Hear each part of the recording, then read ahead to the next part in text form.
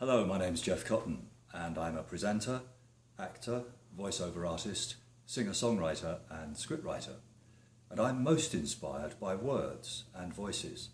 Words and my voice are the tools of my trade, so I've always been passionate about the way we use them and the way that words can be used to communicate information, express emotion that we feel, evoke emotion in other people that we want them to feel, and generally bridge the gap between us and other people, whether we're talking one-to-one or talking to a small or a large audience. The power of words to express, to communicate and evoke has always been one of my passions and one of the tools of my trade which I use to the best advantage that I can. As a presenter, I give a talk, a seminar called Presentations, Traps and Tricks. And in that seminar, I talk about ways in which we can use words and the pitch, the intonation of our voice, to command attention, to hold an audience's attention, to communicate messages in a very impactful way, and also to persuade, to influence people's minds by the way that we choose our words carefully and by the way that we deliver those words. So, for example, if I'm talking to an audience about holding their attention and making an impact with a message that I want to put across, I'll show them how we can use rise and fall intonation with our voices to hold their attention and also to increase the impact of a message that we want to put across.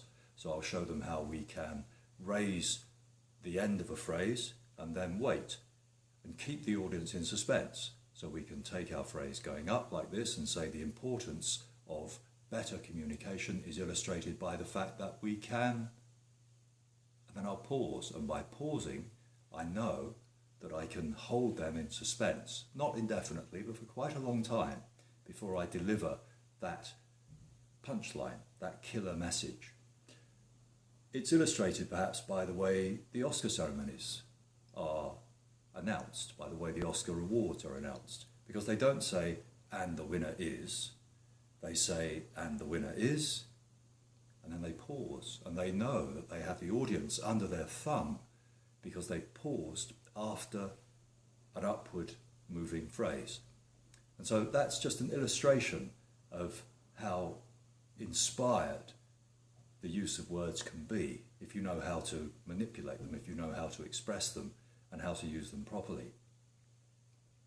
As a songwriter, I write songs not just for myself, but also for other singers. I'm very fortunate. I had my first musical launched last year. Well, I say my first musical. I had songs for the first time in a fully fledged musical. That show is called Norma Jean the Musical. It had its first run last year, and it will have its second run this May and June to coincide with what would have been the 90th birthday of Marilyn Monroe, Norma Jean. And I've got several songs in that show. So that's just another example of how I use words in a way creatively to inspire not only me, but people who are seeing the show. And I have to say that it's been one of the biggest thrills of my professional life to see songs which I've written here at home on my guitar, very simple guitar arrangement because I'm just a very simple guitarist. Real thrill to see those arranged, choreographed and performed on a proper stage in a proper theatre. So that again I find really inspirational. But again, it's words. It's words put to music, expressing emotion and obviously original songs which I've written. And that's a real thrill for me to be able to communicate with an audience through that medium of music. As a presenter, I've worked for 20 years in corporate, broadcast, PR launches, awards ceremonies. I'm very fortunate that I speak fluent French, very good French, average German, basic Italian, so I can work to a degree in each of those languages. Certainly in French I can work as well as I can in English.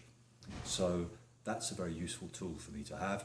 And again, I'm inspired by the beauty of the French language and the fact that I can use those tools for communication, not only to an English-speaking audience, but to a French-speaking audience. So that's just a little about me, what makes me tick, what I enjoy doing creatively, and hopefully we'll get the opportunity to talk some more about what I can do when I'm standing up here speaking to an audience, large or small, or indeed to you watching this very rough, primitive, homemade video. Thanks for watching it. My name's Jeff Cotton. Bye.